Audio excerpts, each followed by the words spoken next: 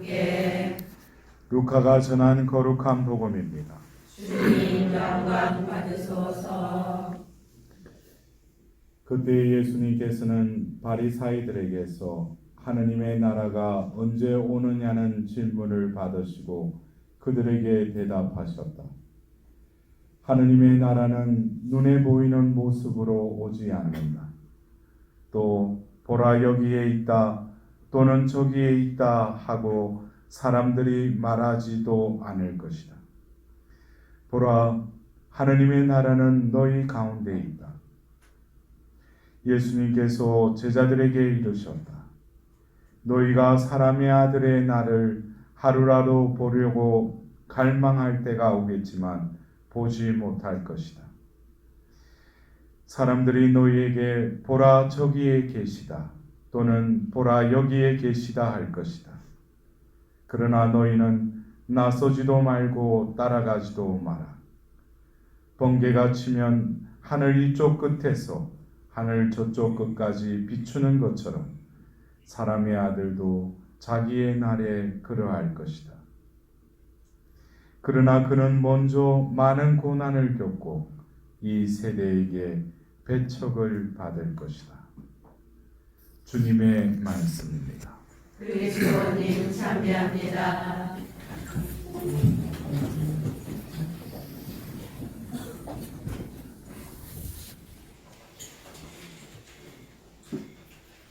하느님의 나라. 어쩌면 마르코 복음에 예수님께서 공생애를 시작하면서 하늘나라가 다가왔다. 회개하고 복음을 믿으라라고 공생애를 시작하십니다. 그리고 예수님께서 공생애 중에 많은 말씀의 그 부분들이 바로 하느님 나라에 대해서 비유로 또 말씀하시죠. 이 하느님 나라. 근데 분명히 그 자리에 있었던 그 제자들 역시 하느님께서 그 많은 군중에게는 또 비유로 말씀하셨지만 따로 그 제자들에게는 뭐예요? 그걸 또 풀이해 주셨죠. 근데 그 하느님 나라에 대한 그 신비. 근데 여러분도 하느님 나라, 킹덤 오브 갓, 하느님의 나라. 이거는 뭐 천국이라고도 또 천국의 표현도 맞죠. 왜? 하느님이 계시는 곳이니까. 우리가 하느님의 계시는 그 곳이기도 하지만 그 하느님 나라라는 것은 바로 하느님의 뜻이 이루어지는 곳이라는 거예요. 하느님의 주권이 완성되는 것이 바로 하느님 나라라는 거예요. 근데 우리가 그냥 그 속지적으로, 그래서 우리가 구약에 보면은 이 하느님 나라에 대한 표현은 없어요. 단어가 없어요. 하느님 나라는. 예? 예수님 때 와서 하느님 나라가 다가왔다 그러면서 하느님 나라를 비유로 말씀하신 것입니다. 그렇다면은 구약에 바로 이스라엘 백성들을 선택하시고 그들에게 계명과 율법을 주시죠. 그걸 지키라고 했죠. 그리고 그들을 바로 이집트 땅에서 탈출시켜서 어디로 데리고 가요? 가나안 땅. 바로 아브라함이 바로 그 막델라 굴을 샀던 그 지역. 그래서 여러분들 그래요. 어떤 때는 그 하느님이 아브라함 불러가지고 자기가 보면은 자기를 통해서 많은 그 자손을 그 믿는 이들을 아버지가 되겠다 그랬잖아요. 근데 하느님이 75세 때 불러가지고 1년이 지나고 10년이 지났는데도 줄 기미가 안 보이는 거예요. 그러면은 아브라함이 또 그때는 아브라함이죠. 아브라함이 아니라 아브라함이 또 가가지고 밤에 한숨을 푹 쉬고 별을 보는데 또 그때 하나님이 아브라함아 아브라함 불러요. 그래서 별을 보라는 거예요. 별을 보니까 저 별 너희 후손이 자손이 저 별처럼 마음속에는 이게 지금 부른 지가 몇 년이 됐는데 이제 그 부인은 이제 다리거리가 떠나시니까 이제 오래됐어. 근데 분명히 떠나래가 떠나왔는데 뭐 이루어질 기미가 안 보이는 거예요. 근데 분명히 이분이 뭔가 나를 이끄시는 분 같은데 이 약속은 언제 이루어지지? 그래서 비로소 25년 만에 또 부인이 보면 천방 안에서 웃었다 해가지고 이삭을 주잖아요. 그 아이작. 근데 그 하나님께서는 바로 아브라함을 아브라함으로 이렇게 하면서 믿는 이들의 조상으로 삼으시고 나서 또 구약에서는 한 민족을 선택하시죠. 그게 이스라엘이죠. 그러면서 그 이스라엘을 억압의 땅, 노예의 착취의 땅인 그 이집트를 탈출게 해줌으로써 바로 그들에게는 그 홍해바다를 갈라서 바로 그 이집트에서 탈출시킨 신으로 그들에게 이제 하나님이심을 드러내셨죠. 그러면서 그들이 바로 계약을 통해 가지고 그들이 뭐야? 하나님 백성이 되는 거예요. 그러면서 그 하나님 백성을 어디로 이끌어다? 바로 아브라함을 통해서. 그래서 아브라함이 또 뭐예요? 모든 믿는 이들의 조상이 되게 해주겠다고 하고 또 뭐예요? 이 땅을 다 주겠다고 그래요. 근데 하나님은 어떤 분인 줄 아셔요? 그 땅 한마디기도 안 주셔요. 그러면은 그 주겠다는 땅을 어떤 방법으로 주는지 아셔요? 바로 그 아내인 사라가 죽고 나서 땅이 없으니까. 왜냐면 자기들이 들어갈 때는 이미 다른 민족들이 그 자리에 땅을 차지하고 있었어요. 그래서 히타이트 부족에게 은을 주고 있잖아요. 그 막벨라고를 사요. 그거는 자기 아브라함이 돈 주고 샀으니까 등기부등본에 아브라함 땅으로 이렇게 돼 있는 거죠. 그리고 400여 년이 지나서 뭐예요? 야곱의 후손들이 이제 요셉이 총리가 된 그 이집트 땅으로 이제 끌려가죠. 가서 이제 그들이 노예 생활을 하면서 또 하면서 광야 생활을 하고 또 결국에 그 가나안 땅에 들어갈 수 있었던 게 바로 근거가 뭐냐면은 바로 그 땅. 아브라함이 산 땅. 그거 가지고 하나님이 그걸 약속의 땅이라고 하는 거예요. 그러니까 여러분들 지금도 아직 그 하나님은 그런 분이셔요. 예? 그러나 뭐예요? 그 아브라함이 사는 땅이 결국에는 약속의 땅이 된 거죠. 어떻게 보면은 그 아내의 그 묘지로 쓰려고 산 그 땅이 결국엔 하나님 가나안 땅이 됐다는 거예요. 그렇다면은 결국 이집트 땅에서 그 약속의 땅으로 이르는 것이 어떻게 보면 우리에게 하느님 나라라고 하는 구약의 어떤 표상이었다면, 그렇다면은 우리가 이 신약을 살고 있으면서 구약처럼 이집트에서 약속의 땅으로 가는 그 여정이 하나님 나라로 가는 여정인가? 그러나 신약은 틀려요. 구약에는 눈에 보이는 어떤 땅에 들어가겠다면, 그렇다면 신약에는 이 하나님 나라는 표상은 오늘 우리가 들었던 이 복음의 말씀처럼 여기 있다 저기 있다, 이 말은 뭐예요? 어떤 지형적인 게 아니라는 거예요. 여러분들 번개 칠 때 보면 한순간에 저기서 번쩍하는데 확 밟잖아요. 그 비유를 뜻이죠. 그래서 우리가 이 연중 시기 마지막 시기를 지내면서 이 교회에서는 종말에 대한 말씀을 계속 우리에게 들려줘요. 근데 이 말씀과 더불어서 우리는 결국 종말 때 되면은 또 마태오복음에 이런 말이 있어요. 해와 달이 이제 빛을 잃어요. 근데 천사들이 이쪽에서 저쪽으로 솟구면서 선인과 악인을 이렇게 솎아내요. 근데 제가 그 말씀을 이렇게 묵상을 하면은 외부적으로는 어떻게? 깜깜하겠죠. 해도 달도 빛을 잃으니까. 근데 천사들이 그 암흑천지를 지나가면서 어떻게 보면은 이 번개가 칠 때 이쪽에 저쪽에 한순간에 확 밝아지듯이 그 천사들이 그때에 뭐예요? 이 솎아낸다고 그랬어요. 근데 그 솎아내는 기준이 뭐겠어요? 그래서 어떤 분은 보면 파티마 성모님이 말씀하셨대요. 성초를 켜놓으면 그 집은 지나간대. 그건 아직까지 그 사람 뭐예요?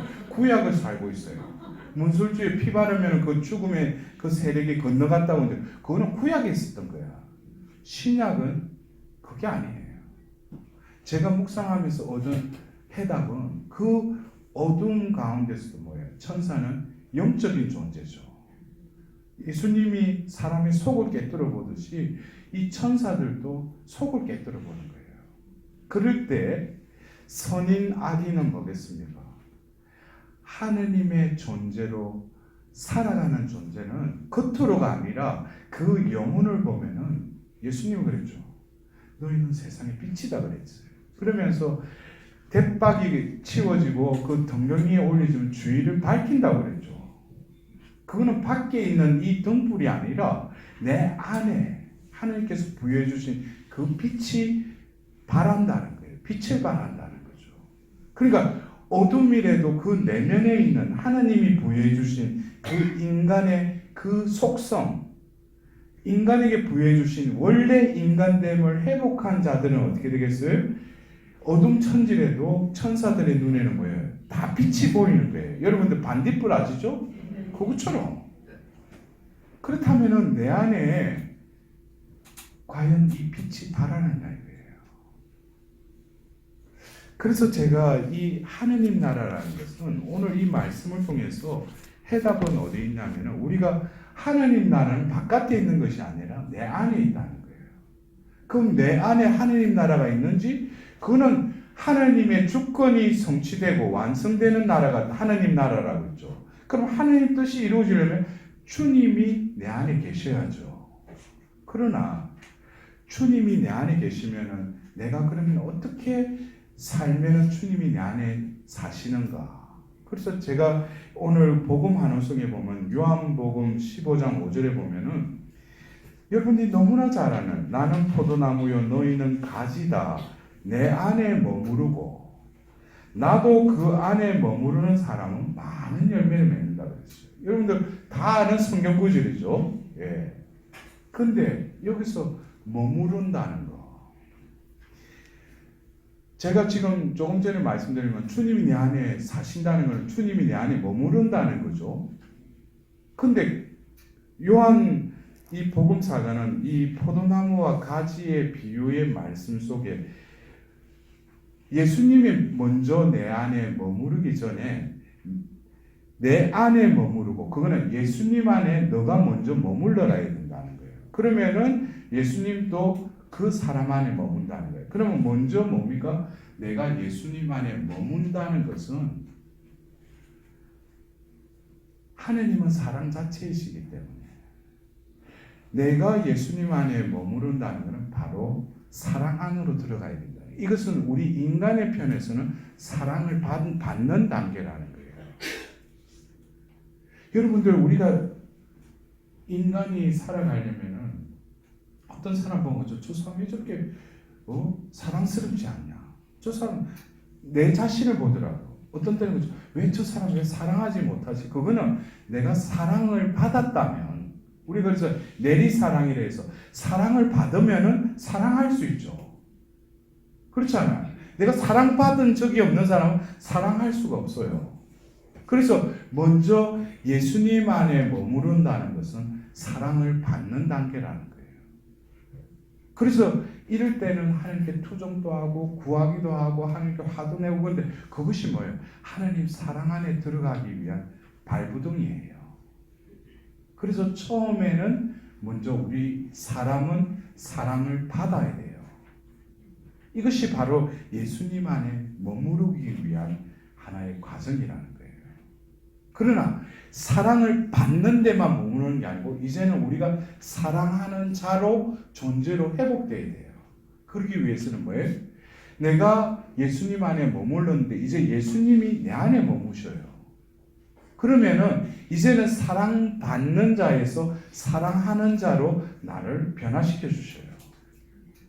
그때가 되면은 그전에는 기도의 내용들이 청혼 기도가 주로 했는데 이제는 내가 감사할 것도 없는데 감사의 그 기도가 나오고 하나님께 영광 돌리는 기도가 계속 나와요. 이거는 뭐냐면 하느님 사랑 안에 거할 뿐만 아니라 이제 내 안에 이제 예수님이 머무시기 때문이에요. 그래서 이 사랑하는 자로 변화되면은 또 내가 누군가를 꼭 대상이 없더라도 사랑하게 돼요. 그러나 이 사랑함은 끊임없이 사랑받는 자로 또 되돌려져요. 그래서 이게 결국 우리가 하느님 나라라는 것은 바로 우리 안에 거하지만 우리는 이것을 어떻게 인지할 수 있고 어떻게 살아갈 수 있는가? 이것은 아직까지 내가 사랑받으려고 하는 것은 아직까지 뭐예요? 하는 예수님 안에 거하지 못했다는 거죠. 이해가 되셔요? 네. 그리고 예수님이 내 안에 거하시면 이제는 내가 왜 왜 나에게 사랑 안 주시냐 그런 게 안 나오고 나는 이미 충분히 사랑을 받아버린 거예요. 그러면 이제 내가 했거든 사랑하는 일밖에 없는 거예요. 이것이 뭐예요? 내가 사랑하는 것이 아니라 사랑 자체이신 분이 이제 내 안에 머무시니까 내가 그 사람을 사랑하는 게 아니라 예수님이 내 안에 대신 사랑해 주시는 거예요. 이런 원리를 깨달으면 하느님 나라는 여기에 저기에 있지 않고 내 안에 계신 거예요. 그것이 머무름이 내 안에 제대로 맥이 뚫리면 숨이 트이면 어떻게 되겠어요? 내가 머무른 자리가 하느님 나라가 되는 거예요. 그럴 때 내 안에 원래 하느님이 너는 빛이다라고 한 그 말씀이 이제 서서히 내 안에서 뭐예요? 이루어진다는 거예요. 내가 그냥 머물러 있을 뿐인데 그전에는 뭐예요? 우리 가정 안에도 어떤 문제가 되는 그 문제를 해결하려고 또 문제를 일으키는 그 사람을 바꿔보려고 했는데 이제는 그런 어리석은 행동을 하지 않아요. 왜? 내 존재가 하나님과의 그 관계가 더 우선적이니까.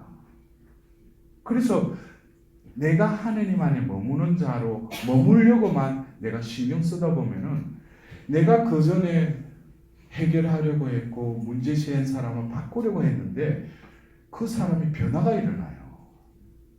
나는 뭐예요? 머물러 있었을 뿐인데 그 빛이 나를 통해서 어둠을 이제 몰아내는 거예요. 여러분들 이러한 원리를 우리가 깨달으면 내가 해야 될 것은 정작 밖에 있는 것이 아니라 내 안에 있는 거예요. 내가 하느님 앞에 머무는가. 그런 사람들은 이제 더 이상 뭐예요? 남을 탓하지 않아요. 왜? 모든 것이 내 탓인 걸 아니까. 그러한 사람들이 모이는 곳은 뭐겠어요? 바로 하나님이 역력히 그곳에 머무르 계셔요. 그럴 때 그들이 머무는 그 가운데 드리는 기도는 뭐예요? 즉시 이루어져요. 그래서 우리가 살아가면서 왜 나는 이 기도가 응답이 없지? 그건 아직까지 사랑 안에 머무르는 단계에 아직 이르지 못했기 때문이에요. 여러분들 오늘 사랑 안에 머물렀던 자의 증언을 보세요. 바로 예수님을 증거하다가 이제 나이가 들은 늙은이라고 표현하잖아요. 바오로 사도가. 이제 난 늙은이인데 또 뭐예요? 지금 감옥에 갇혀 있어. 근데 감옥에서 오네시모라는 그 종을 만난 거예요. 근데 그 종을 뭐라고 해요? 나의 심장이라고 고백해요. 그리고 그가 어떤 또 필레몬에게 빚진 게 있으면 내가 다 갚아주겠다고. 이것은 바오로의 인간적인 사랑이 후에서가 아니라 그 안에 예수님이 계시기 때문이에요. 우리는 어쩌면 하느님 나라에 내가 들어가기 위해서 어떻게 보면 내가 신앙생활을 하고 있다고 착각하지만 결국 이미 내 안에 하느님 나라는 임하셨어요. 그래서 살아가는 동안 내 안에 하느님 나라가 이미 머무르고 또 하느님과 함께 더불어 살다 보면 내가 이 세상의 삶은 허락된 순간이 끝나는 목숨이 끊어지는 순간이 결국에는 이제 뭐예요? 하느님 나라가 되는 거예요. 그래서 우리가 어떻게 보면 육신을 지니고 있는 이 유한한 존재이지만 하느님께서는 그리스도인들에게 특혜를 주셨죠. 뭐예요? 하느님 나라에 이미 살고 있음을 누리고 또 전하는 이로서의 우리에게 특권을 주셨어요. 그래서 여러분들도 진정 하느님 나라를 살고 또 하느님 나라를 전하는 일꾼으로서의 삶을 살려면 먼저 그분 안에 머무르고 그분이 내 안에 머무르는 삶으로 내가 회개할 수 있도록 오늘 이 미사를 통해서 하나님께 자비를 구하도록 합시다. 아멘. 공헌성가 444번입니다.